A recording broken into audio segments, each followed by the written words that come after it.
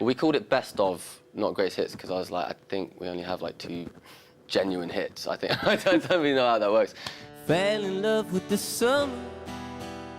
I like the kind of thing where you walk on stage and you feel like a lot of people don't really know you, and you're trying to.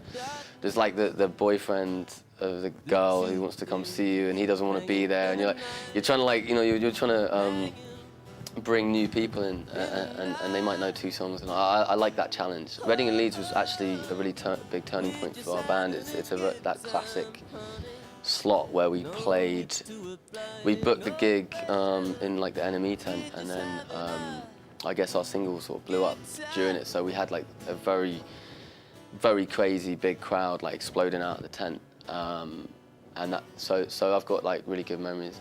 I actually got kicked out of the gig because I went into the crowd, because I used to like jump in the crowd and like, and the security guards all just thought I was a guy in the crowd, which of course they would, like, why would they not? And so I had to like go all the way around, we had to stop the gig.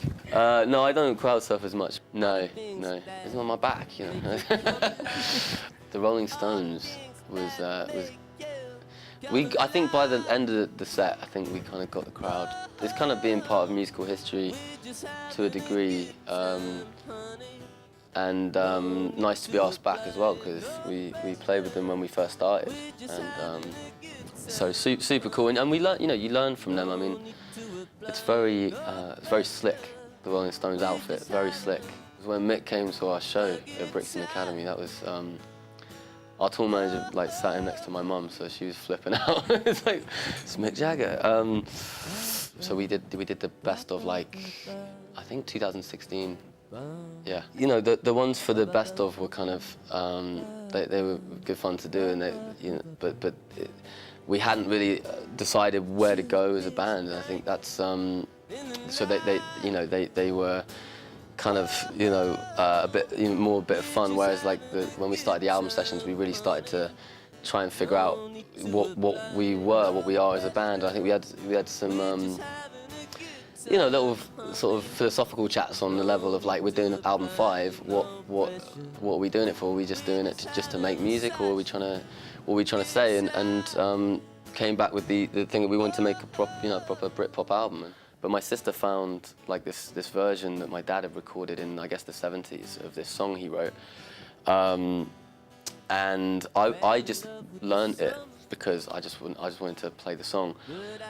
Anyway, we ended up recording it. The guys really liked the song, so we ended up recording it. And yeah, I spliced my dad's vocal into the second verse, and yeah, it was really cool. I mean, because my dad passed away when I was little, so.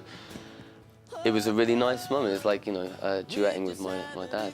Cool that we live in a time where you can do that, because we didn't even have the multi-tracks. We had just an MP3 of the song, and so we had some, very talented sound engineers that just soloed the vocal. And yeah, so I hope people vibe off it.